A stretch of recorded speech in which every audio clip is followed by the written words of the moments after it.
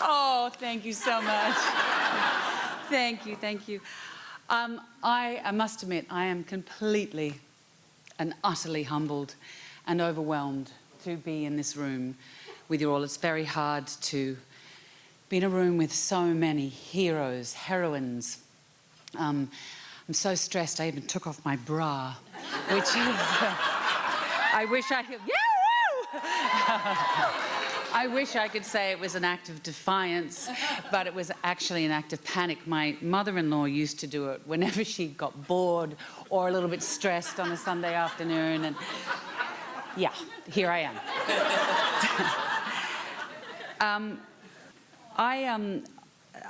With this, asking to talk about, you know, give a toast to things that are important or things that inspire me. We started the evening with Jessica Sibley saying that she was a woman in control of time. She didn't say Time magazine, she said she's a woman in control of time, which I find incredibly inspiring, because as each passing day goes by, as one gets older and older and older, you feel you're less in control.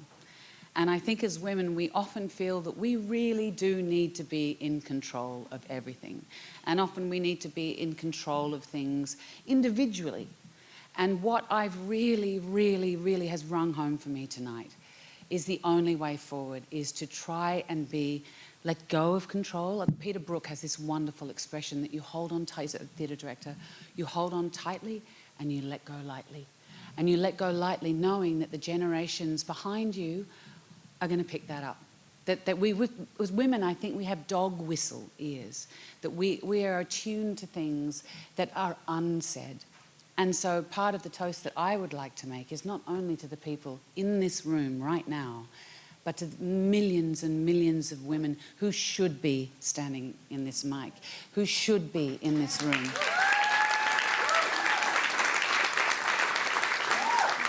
And I just wanted to say that I am in awe of not only what the nominees tonight have done and continue to do, but all the women in the room, because achievement is not just big and loud, it's small and quiet.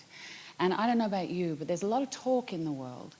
And I think at the moment, in this particular moment, I'm 53 years old, it's all relative, but that I feel I want to focus more on doing and on listening.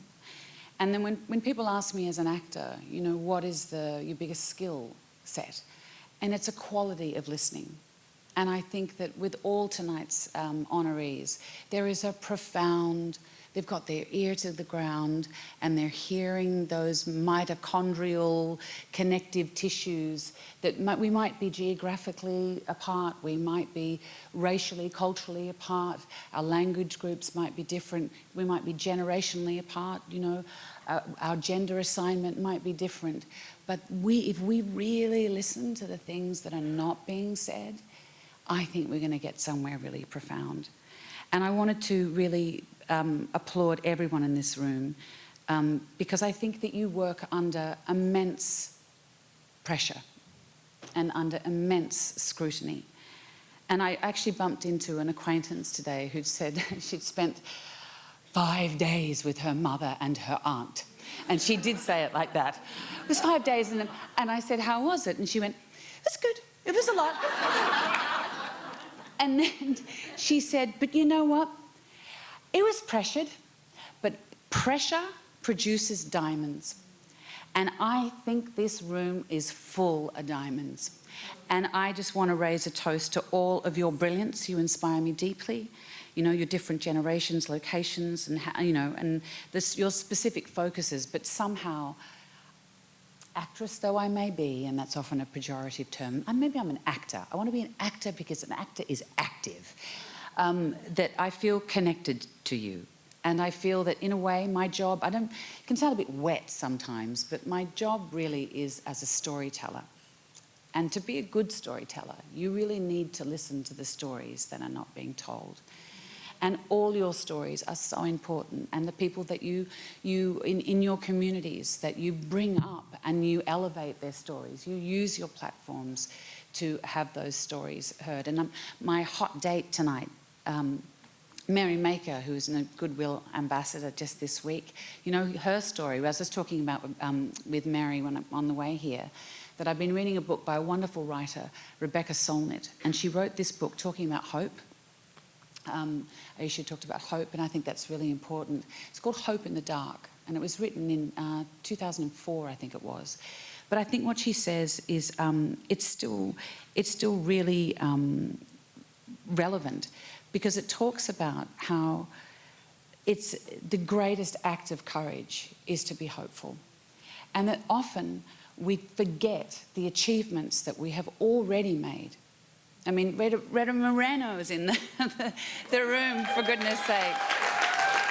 Talk about an achiever. And that we can give in to, and I know I do on a daily basis, believe me, I just spent the last 2 days at Disneyland with my 8-year-old. I was in the midst of despair. That's why the bra's off. You know, that we forget that we stand on the shoulders of the women before us, and we have a responsibility to work on our shoulders, not just our individual shoulders, but our collective shoulders, so that more women can stand on our shoulders in generations to come. You know, and I do think that a lot, you know, with my 8-year-old. And the wonderful thing that Rebecca Solnit writes about is she says that it's really important, and she said this back in 2004, and as I said, I think it's still really relative, is that even though we live in a world of deep, deep uncertainty, that can breed a pessimism that has a misguided certainty of what will happen next. And the truth is, we do not know what will happen next. We do not know what is going to happen next. And in this state of not knowing, and I know this as an actor, the minute before you go on stage, even though you know your lines, you know what costume you're meant to be wearing, and hopefully you're not wearing it backwards, you're stepping on, but you still don't know exactly what's going to happen. That is a fearful moment, but I always choose to turn that fear into excitement. And I know that I'm working with an ensemble of actors, and we here are an amazing active ensemble of women and men who support women, and men who understand that women acting powerfully across many, many different spheres behooves all of us, because it allows us to think more imaginatively, and it allows us to imagine a different, more inclusive future. And so I think that there's an enormous possibility in this seemingly fearful space. And I think that allows us to think of different solutions. And when I look around this room, as terrifying, you know, I think often the language of change is very fearful, and it makes people very angry, which is obviously a result of fear as well. And anger is an important transitional tool, don't get me wrong. I think there's a lot to be angry, you know, about. But you know, it can feel like change is a long way away. And tonight, listening to everyone speak and listening to everyone listen, I think change is in this room. And I think change is alive, and it's afoot, and it is kicking that foot in rooms like this around the world. They may not have as nice wallpaper as this one, but it is happening. It is happening, because one thing women are good at is gathering. We have profound, deep songlines. We know how to listen. We know when to lean in. Whoever said that, like in the 90s. We know, but we know when to step back. We know when to step back, and we know when to listen. And that is my kind of resolution, is I really want to listen.